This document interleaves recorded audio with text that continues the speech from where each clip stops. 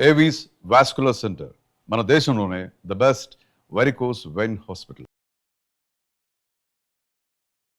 నమస్తే రమగారు. నమస్తే జయ.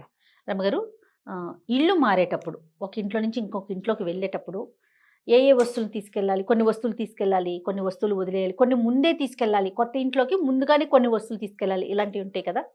ఎలాంటి నియమాలు ఉన్నాయండి? బోల్డ్ ఉంటాయి, లేవనుకుంటే ఏమీ ఉండవు. పాలు పొంగించడం అనేది సాధారణ నియమం. ఇప్పుడు దాని మీద అడుగుతూ ఉంటారు జయ, నాకు కొన్ని మెసేజ్లు వస్తుంటాయి. మీ మెసేజ్లే అడుగుతున్నాను నేను. నా ప్రశ్న కాదు, మీ ప్రేక్షకుల ప్రశ్న. అదే, మేము ఇల్లు మారుతున్నాము, ఈ రోజున మారచ్చా, మా ఆయన పేరు మీద చూడాలా, నా పేరు మీద చూడాలా, అబ్బాయి పేరు మీద చూడాలా, మంచి రోజు ఎలా చూసుకోవాలి, ఇప్పుడు ఇది ఆషాఢంలో ఇల్లు మారచ్చా, అబ్బో బోల్డ్ అన్ని ప్రశ్నలు. ఆషాఢంలో ఎందుకు మారకూడదు ఇల్లు? ఇల్లు మారటానికి ఏమిటి? ఇది శూన్యమాసం కదా, ఇల్లు మారచ్చా? ఇల్లు మారాలి, ఇంటి ఓనర్ ఒప్పుకోలేదు, ఏం చేస్తాం? సొంత ఇంటి వ్యవహారం అనుకో, ఇప్పుడు దాని మీద కొన్ని కొన్ని భయాలు ఉంటాయి. అద్దె ఇల్లు ఏముంది, కొద్ది రోజులుండి మనం ఇల్లు మారిపోతాం. కాబట్టి ఈ శూన్యమాసాలు వాటి మీద మీకు చాలా గట్టి నమ్మకాలు ఉంటే మీ తంటాలు మీరు పడ్డమే. ఇక అలా కానప్పుడు, అంతేమీ లేకపోతే ఏదో కొంచెం తిథి వారం వర్జం చూసుకోవటం, మంచి రోజా కాదా అనేది. కొన్ని రోజులు మంచి వెళ్ళకూడదు, ప్రయాణాష్టమి అవి పనికిరావు, ప్రవేశం పనికిరాదు, అలా ఏవో చిన్న ఉంటాయి, ద్వాదశి దగ్ధయోగం పనికిరాదు. ఆ 3-4 చూసుకుని ఇల్లు మారటానికి అనేది చక్కగా పంచాంగంలో ఒక ప్రత్యేకమైన చిన్న కాలం ఉంటుంది. మీన ఫలానా ఫలానా నక్షత్రాలు మంచివి అని చెప్తారు. మీకు నమ్మకం ఉంటే ఆ నక్షత్రాల ప్రకారం చూడడం.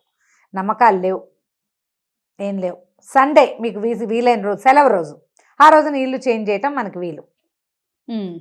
ఇది కదా ఎవరైనా సార్వజనీనమైన ఐడియా. అంతే, ఏదో మంచి రోజు, ఇవాళ ఆదివారం మంచిది, శనివారం మంచిది, ఇంతంత లెక్కలు తెలివి. ఎవరో నాబోటి అక్కయ్యని అడుగుతారు, నేనేదో ఇవాళ మంచిదేనా అంటే, మా వాళ్ళు ఎవరో ఒకళ్ళు ఫోన్ చేసేవాళ్ళు ఉన్నారు. కనపడితే మా వాచ్మెన్ కూడా అడుగుతాడు, అమ్మా ఇవాళ మంచిదేనా అని. ఏదో ఆదివారం దశమి, శుక్రవారం సప్తమి, శుక్రవారం, సప్తమి ఆదివారం, దశమి ఆదివారం, అలా కాస్త సుమారుగా ఒక మాదిరిగా చూసుకుని ఇళ్ళు మారిపోవచ్చు. అద్దెంటికి చాలా పెద్ద పెద్ద నియమాలు అయితే నిజంగా లేవు. ఎందుకంటే ఒక తాత్కాలిక వసతి.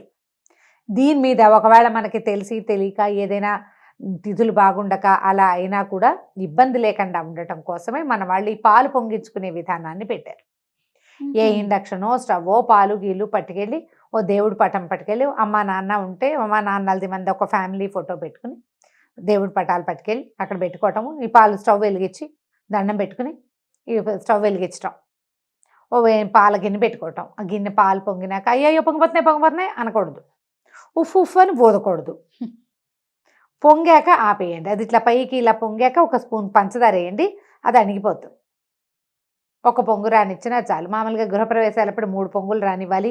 పొర్లి కింద పొయ్యిలో పడాలి అంటారు. పొయ్యిలో పడితే స్టవ్లు పాడైపోతాయమ్మా, అలాంటి భ్రమల్లో ఉండకండి. పైకి వచ్చేదాకా అక్కడే నుంచోండి, శ్రద్ధగా నుంచుని ఆ పొంగుతూ ఉండగా వేయండి. ఒక స్పూన్ పంచదార వేస్తే పొంగు అణుగుతుంది. మళ్ళీ కావాలి 3 సార్లు కావాలి అంటే 3 సార్లు అలాగే పొంగించుకోండి. 3 చిటికలు పంచదార వేస్తే కాస్త అణుగుతుంది. ఆ పాలని పొంగించి పాయసం చేసుకుని నివేదన చేసుకోగలిగే సత్తా ఉంటే చేసుకోవటమే.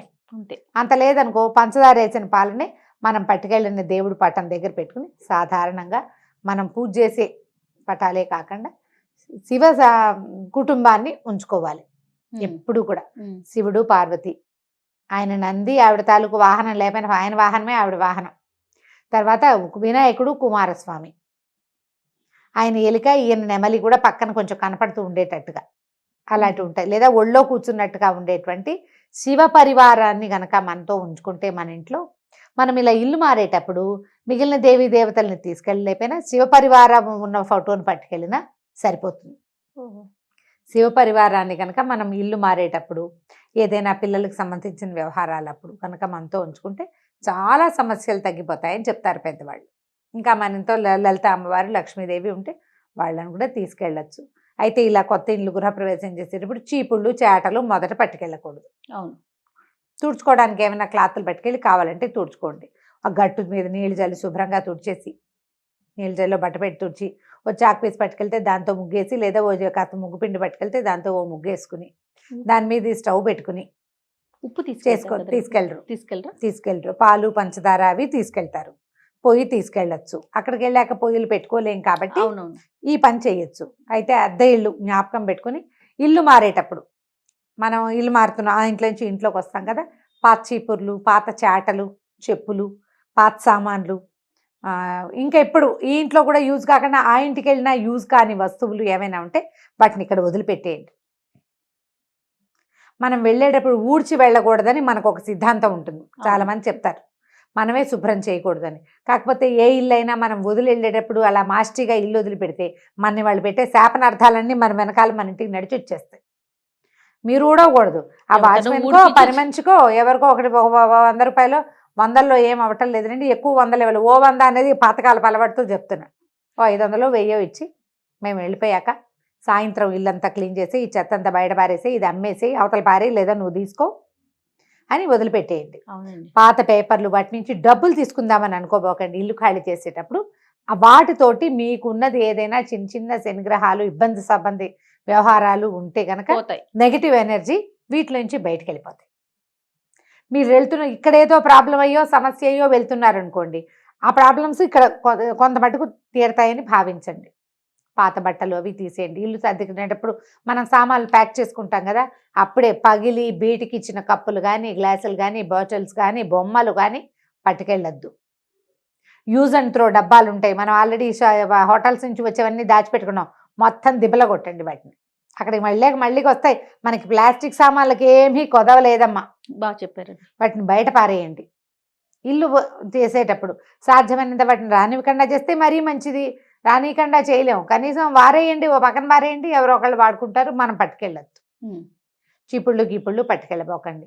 అయితే రోళ్ళు రోకళ్ళు వదిలిపెట్టబోకండి. రోలు మన ఇంటికి శ్రీ మహాలక్ష్మి. సాన్ ఒకటి రోల్ ఒకటి వదలకూడదని అస్సలు వదలకూడదు, సానాలు వదిలిపెట్టకూడదు, రోలు వదిలిపెట్టకూడదు. మన రోలు రోకలి చిన్న దంచేది, కుంకుడుకాయలు కొట్టుకునే రాళ్ళు, గంగానమ్మలు, అవునండి, అవి మనతో పాటు పట్టుకెళ్ళిపోవాలి.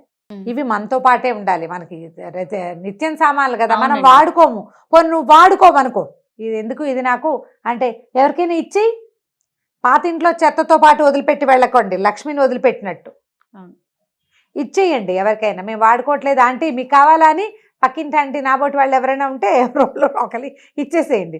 పని మనిషి దానికి ఆసక్తిగా ఉంది, అమ్మాయికి ఇచ్చేయండి. వాచ్మెన్కి ఆసక్తిగా ఉంది, ఇచ్చేసేయండి. ఫ్రెండ్స్ ఎవరికైనా వాళ్ళకి, కొంతమందికి దంచే సరదా ఉంటుంది, నాకు భయంకరమైన దంచే సరదా చేయ, నాకు చాలా ఇష్టం. పచ్చడి బండి ఇష్టమా? పచ్చడి బండ రోలు అవి ఉంటే అవి నేను అసలు ఎక్కడైనా రోడ్డు మీద కనిపిస్తే నేను వాటికేసే చూస్తూ ఉంటాను. మా వారు స్పీడ్గా లాగేస్తారు కార్, మళ్ళీ కొందామంటానని. ఎన్ని కొనుక్కుంటారు అమ్మగారు? ఎన్ని రోజులు అయినా ఇష్టమేనా? నాకు కొన్ని వస్తువులు ఇష్టం అంతే చేయ. ఎంత ముద్దుగా ఉందో రోలు, ఒక ఇంటికి ఒక రోల్ చాలు కదా. చాలా అయితే ఏమిటి, చూడ్డానికి ఏమిటి, చూడ్డానికి నున్నగా ఉంటాయి రోళ్ళు, బాగుంటాయి చక్కగా. అదే దంచేవి 2-3 రకాలు ఉన్నాయి నా దగ్గర, చూసుకుని ఆనందించుకోవడం కొంచెం ఇష్టంగా ఉంటుంది. ఒక్కొక్కరికి ఒక్కొక్కటి ఉంటుంది. ఈసారి నేను చెన్నై వెళ్ళినప్పుడు మీకు ఇంకొక రోల్ తెచ్చిస్తాను. నున్నగా ఉండాలి, అవి చేయలేరా? ఆ పనులు రావు, అవి అలవాటు ఉండాలి కదా, ప్రాక్టీస్ ఉండాలి. అంటే చూడడానికి దాని మీద సరదా లేదా, నాకు రోలే సరదా.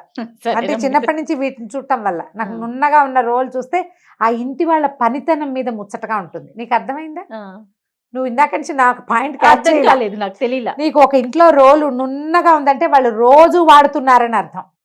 వాళ్ళు పనిమంతులు, చక్కగా మిక్సీలు అలాంటివి వాడకుండా రోజు దీంట్లో పని చేస్తున్నారు. వాళ్ళు ఎంత హెల్దీగా ఉంటారు, ఎన్ని పాయింట్లు ఉన్నాయి దాంట్లో. సూపర్, బాగుంటాయి సరదాగా. మీరు ఇలాంటివి చేయబోకండి. ఎక్కడికైనా ఇంటికి వెళ్ళేటప్పుడు ముందే ఎక్కడెక్కడ మేకులు కొట్టుకోవచ్చు, ఏ వస్తువు ఎక్కడ పెట్టాలి అని ఒక అవగాహనతోటి తీసుకోండి ఇల్లు. ఏదో ఒకటి మారిపోయి తర్వాత మన దగ్గర ఉన్న సామాన్లు ఎక్కడా ఫిట్ కాక మళ్ళీ మారే ఇది కాకుండా మన కరెక్ట్గా మన దగ్గర ఉన్న వస్తువులకి వేటికి కరెక్ట్ ప్లేస్లు, వాటికి సరిపడా ప్లగ్ పాయింట్లు ఉన్నాయా లేదా. తర్వాత కొన్ని వాస్తుపరమైన నమ్మకాలు కూడా ఉంటాయండి.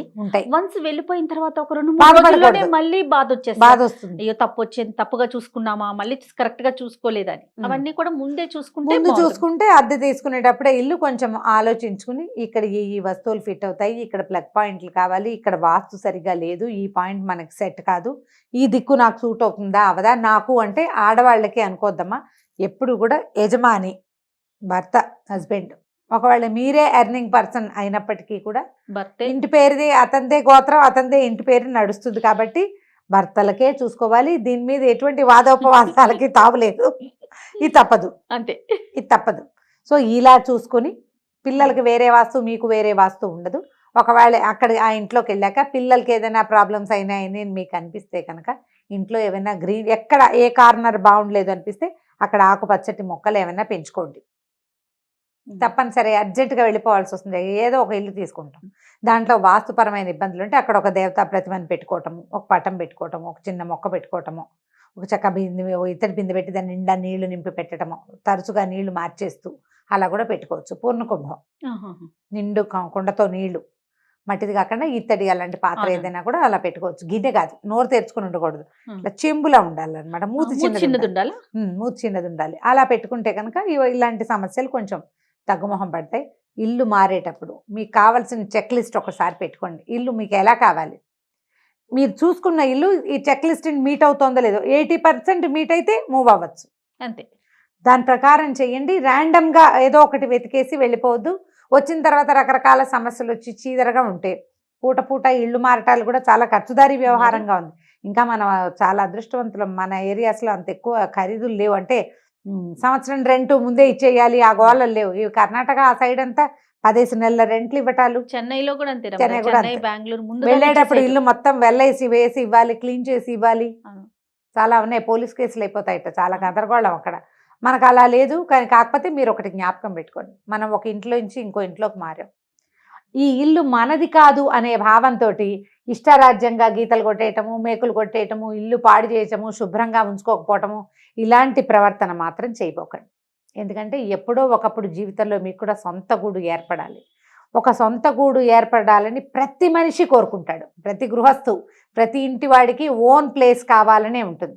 మీకు ఒక ఓన్ ప్లేస్ కావాలంటే మీరు ఉన్న ప్లేస్ని ఓన్ చేసుకునే ప్రవర్తన కనుక మీ దగ్గర ఉంటే మీకు గాడ్ గుడ్ ఓన్ ప్లేస్ ఇస్తాడట. మీరు ఒక ఇంట్లో అద్దెకున్నారు, ఆ ప్లంబింగ్ పని మనకి నీళ్ళు గారిపోతుంది, నేలంతా మురికైపోతున్నా మన ఇల్లు కాదు, మనం ఎందుకు ఈ చాకరీ, అలా అనుకోవద్దు. మనం ఇక్కడ లివింగ్ కాబట్టి, ఇక్కడ ఉంటాం కాబట్టి ఈ పరిసరాలని, ఈ ఇంటిని సొంత ఇంటిని చూసినంత శ్రద్ధగా చూడండి. మీకు సొంత ఇల్లు ఎక్కువసార్లు ఇల్లు అద్దెలకి మారాల్సిన అవసరం లేకుండా చక్కటి ఇల్లు వస్తుంది. సూపర్ రమ్మగారు.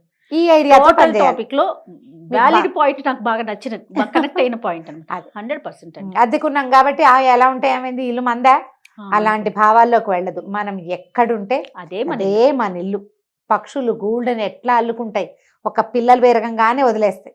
కానీ ఎంత శ్రద్ధగా చేస్తాయి, అంత శ్రద్ధగా కనుక చేస్తే మీకు పదే పదే మారాల్సిన అవసరం లేకుండా ఆ భగవంతుడు మంచి ఇంటిని ఇస్తాడు. మీ కర్మ అక్కడ అంటే సొంత ఇంటికి ఎంత సేవ చేస్తామో అద్దింటికి కూడా అంత సేవ చేయాలి. అంతే. అప్పుడు ఏ సేవ చేయక్కర్లేని సొంత ఇల్లు వస్తుంది మనకి కదా.